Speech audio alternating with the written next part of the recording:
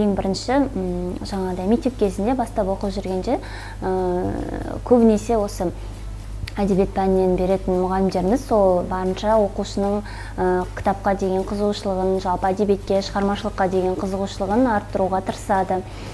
Соның ықпалы болу керек. Мектеп кезінде мен жаңа балалар әдебиетінен бастап оқыдым. Бізде жаңа ауданымызда шағын балалар кітапханасы деген бөлек кітапхана болды. Және де аудандық орталық кітапхана болды. Орталық кітапхананың өзі бұл бізге кәдімгідей үлкен, ауқымы кең, ғимарат сияқты болып көрінетін, ал балалар кітапханасы шағын бір жаңа мектептің жанында болды. Сол балалар кітапханасы біздің жаңа мектептен кейінгі екінші жаңа үйіміздей болды. Өйткені жаңа оның ішінде жаңағы кітапханашылардың өзі бізді қызықтырып тарта білді. Енді басында кішкене бұл кітап оқуға деген қызығушылық болған жоқ. Өйткені бізде жаңа мектеп кезінде ең алғаш былай деп айтатын болды. Кім жыл соңында ең көп кітап оқиды?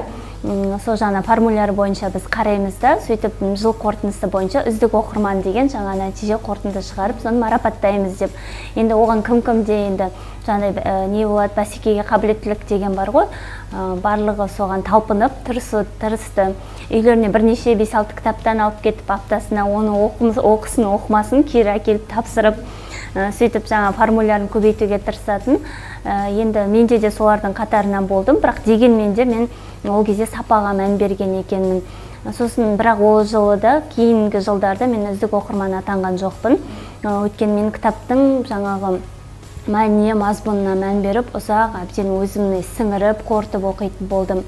Енді мектеп кезінде менің кәдімгі жастанып оқыған жаңа авторларым бар. Бұл Бердібек Соқпақбаев, балалар әдебиетінен өзіңіз білетін Сайын Мұратбеков бар.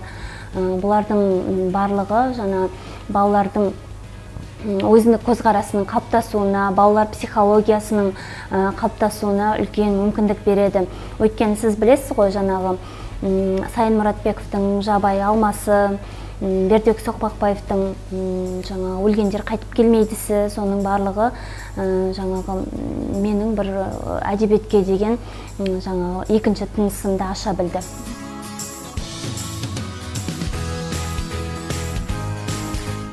Ең алғаш оқыған кітабым қазір есімде жоқ, бірақ мен сол балалар әдебиетінің шыңында Бердібек пен Сайын тұрады деп есептеймін.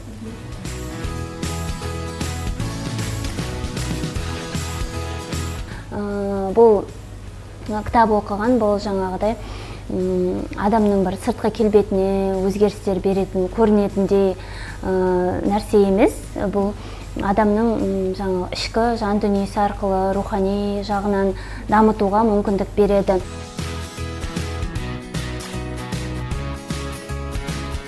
Мен мотивациялық кітаптарды негізі соңғы уақытта жаңағы бұл енді соңғы уақытта шығып жүр ғой барлығы. Мен көбінесе көркем әдебиет жанрында оқимын. Көркем әдебиет бағытындағы кітаптар. Ал енді жаңағы философиялық, сосын тағы классикалық. Енді классикалық кітаптар әрине классикалық жанрдағы бұл енді біздің Абай жолымыз, өзіміздің енді мамандық бойынша оқылатын. Бірақ көп жағдайда маған жаңа детектив жанрында және психологиялық жанрында кітаптар ұнайды.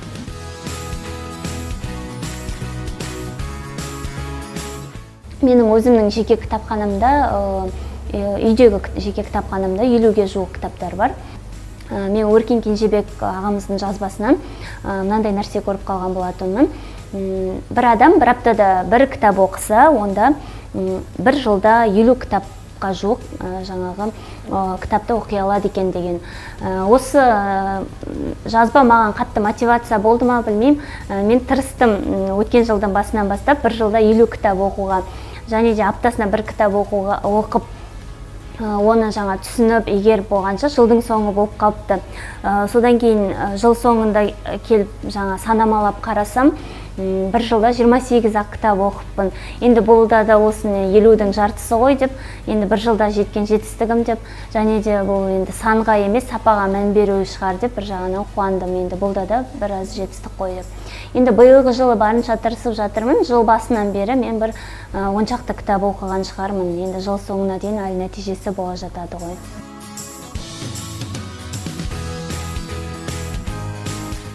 Енді мен әрбір кітаптың жаңа мүмкіндігінше бір алатын жері болады. Ішінде жаңа түйіні болады, концепциясы болады. Соны мүмкіндігінше алуға тырысамын.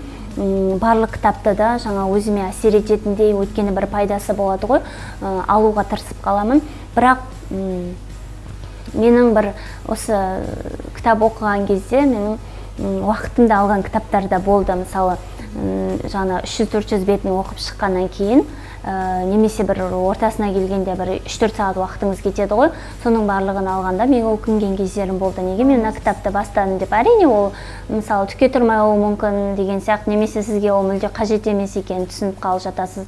Бірақ мен көп кітаптарымның ішінде көбі менің өміріме көп әсер етті, маған пайдасы болды деп айта аламын толықтай.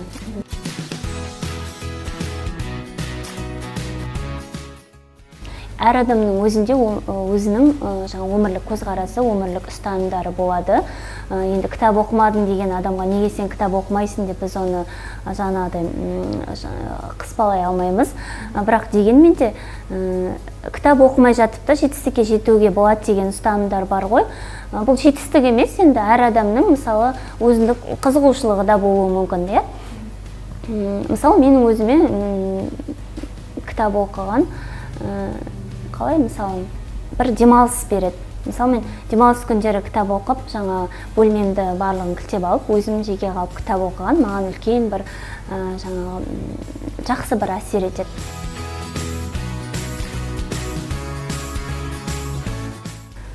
Мен өзім жастардың Төлен Әбдіктің Парасат майданын оқып шыққан дұрыс деп есептеймін. Өйткені Парасат майданында бұл қазіргі замандағы жаңа қоғамдық мәселелерді көтереді. Бұл адамның жаңа психологиялық жағынан қалыптасуына мүмкіндік береді. Енді оны қазір былай деп айтып қажет жоқ сияқты, тек Төлен Әбдіктің Парасат майданын оқып көру керек. Енді рухани баюдың шегі деген осындай бір жаңа шкаламен өлшенбейді. Ол енді адамның адамгершілік тұрғыдан дамуы, рухани тұрғыдан дамуы белгілі бір шегі жоқ. Дегенмен де енді мана айттым ғой, егер мен осы жасқа дейін жаңа кітап оқымай, сол Әйгеріммен және осы жасқа дейін қазір кітап оқыған Әйгерімді салыстыратын болсаңыз, айырмашылық жер мен көктей болар еді. Ол бір нақты бет көзге көрініп, қолмен ұстайтындай жетістік емес. Ол адамның өмір сүру дағдысына еніп кететін жаңағы пассивті нәрсе.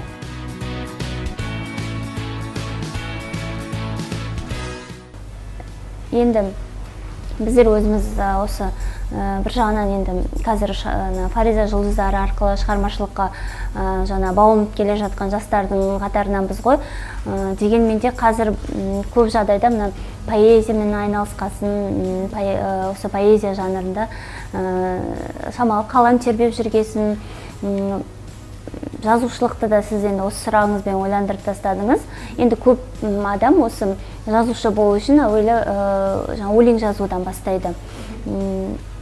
Алдағы уақытта егер де мен жаңағыдай осы проза саласына ауысатын болсам, сол бағытта қалам тербейтін болсам, сол уақытта көреміз енді кітаптың атауы қалай болатынын, қандай жанрда жазылатынын адам алдын ала кешіп айта алмайды ғой.